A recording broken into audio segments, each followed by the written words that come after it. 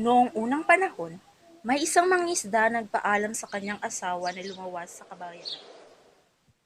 Labs, ipagbilan mo nga ako ng candy para sa anak natin. Sige, Labs. Labs, upang hindi mo makalimutan ang bibilin mo, tumingala ka lang.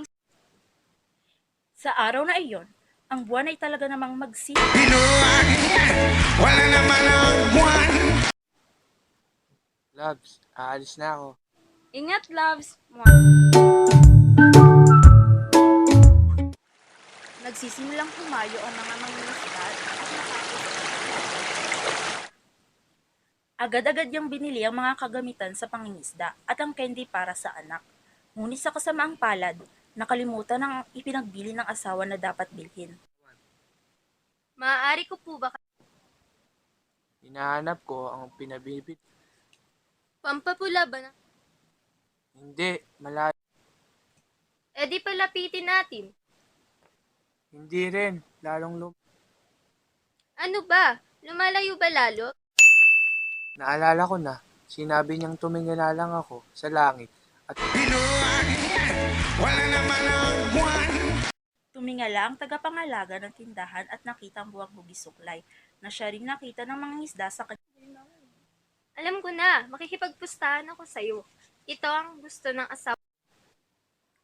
Agad-agad na inilagay ng tagabantay ang bilog na bagay sa isang supot. Binayaran ito ng mga isda at lumisan. Itay! Anak, kumuha. Masayang itinuro ng mga Ano ba? isda ang lukbukan na kinalalagyan. Siyempre, Labs, hindi ko yun makakalimutan. Masayang itinuro ng mga isda ang lukbukan na kinalalagyan. Joke ba to? Wala naman. Bakit ka nagdala ng isang Mianoy? Hinablot ng ina ng lalaki ang salamin. Nakakadiri ka nga. Nagdala ka ng Mianoy na napakantanda na. Nangungulubot pa. Tumayo ang kanyang anak na nooy nakaupo malapit sa kanyang lola.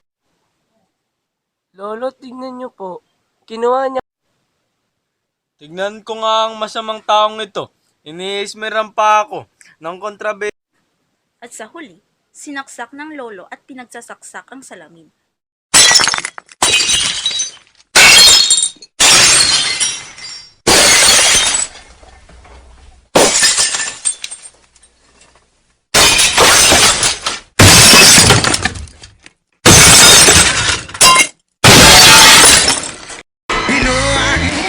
Wala naman ang buwan.